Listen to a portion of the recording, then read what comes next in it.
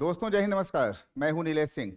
OTT Netflix पर एक film आई है जो आप पीछे देख रहे होंगे, घूसखोर पंडित। घूसखोर पंडित की जो फिल्म आई, इस पर इसके आने से पहले ही विवाद जारी हो गया और विवाद इस पर होना भी चाहिए।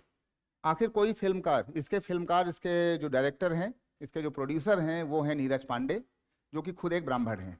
इसमें जो मुख्य किरदार निभा रहे हैं वो मनोज बाजपेयी हैं, वो भी खुद एक ब्राह्मण हैं, अच्छे कलाकार हैं। लेकिन सबसे पहली बात है कि जो ये बड़े लोग हैं, जो अपने आप को पढ़ा लिखा मानते हैं, जो अपने आप को बुद्धिजीवी समझते हैं, क्या इनके मन में, इनकी बुद्धि में इतना दिमाग नहीं है कि हमें एक सोशल समाज के अंदर हमें कैसी बात अपनी जो है रखनी चाहिए? आप फिल्मकार हों, आप नेता हों, राजनीति से हों, कुछ भी हों आप, लेकिन आपको ऐसी भाषा का, ऐसी जो है इन इन चीज़ों को आपको जो है यूज करने से बचना चाहिए।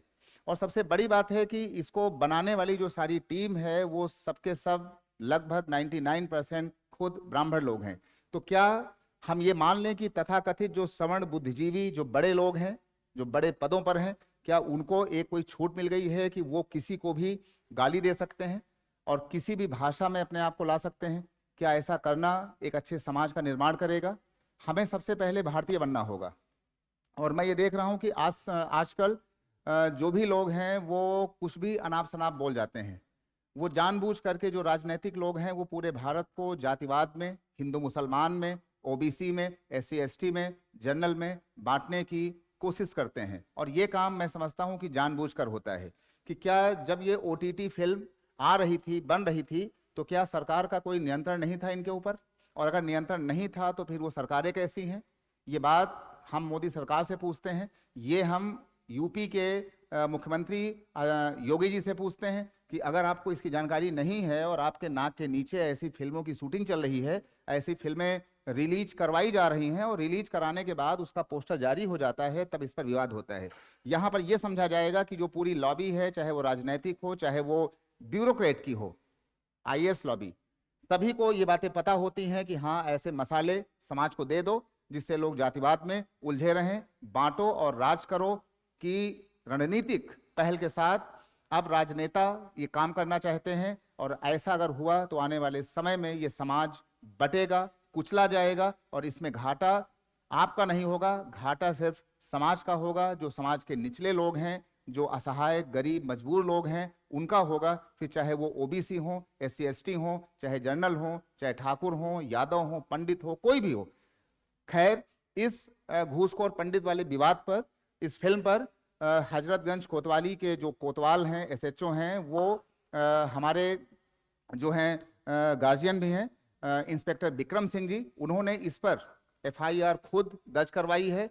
इसको सबको नोटिस भेजा गया है और योगी जी ने भी इस पर एक्शन लिया है। लेकिन हमारा सवाल ये है कि जो एक्शन पुलिस और सरकार ने अब लिया है, ये चीजें आने के बाद, क्या इसकी जानकारी उनको पहले से नहीं होती है? अगर पहले से नहीं होती है तो ये कहीं ना कहीं से आपके सिस्टम में एक सुराख है और जिसको पकड़ ना पाना, ये आपका सिस्टम का और आपकी सरकार का सबसे बड़ा फेल्योर है। रही बात ब्राह्मण समुदाय को लगातार जो है वो टारगेट करने की, तो मैं समझता हूं कि भारतीय समाज का जो हर हिस्सा है, हर लोग हैं, वो कहीं ना कहीं ब्राह्मण की बौद्धिक क्षमताओं का सम्मान करते हैं। और ये सम्मान आज से नहीं है, ये सम्मान हजारों वर्षों से हो रहा है, आज भी हो रहा है, आगे भी होता रहेगा। और जब भी कोई किसी ब्राह्मण समुदाय को सम्मान देता है तो मैंने ये देखा है कि वो लोग भी उससे डबल आपको सम्मान देते हैं। तो मैं समझता हूँ कि भारतीय समाज के अंदर ऐसी घटनाएं नहीं होनी चाहिए। और अगर ऐसा होता है तो आने वाले समय में आपका ये समाज, आपका ये भारत और भारतीय जो सिस्टम है, ये टूटेगा।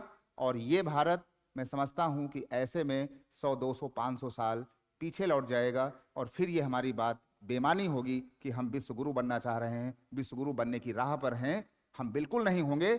हमसे जापान, जर्मनी, चाइना, अमेरिका, रसिया बहुत ज्यादा आगे हो चुका है और हम सिर्फ उलझे पड़े हैं जातिवाद पर और हिंदू और मुसलमान पर। इससे हमें बचकर रहना चाहिए। बाकी इस पूरी टीम पर सख्त से सख्त कार्रवाई जरूर होनी चाहिए। जय हिंद।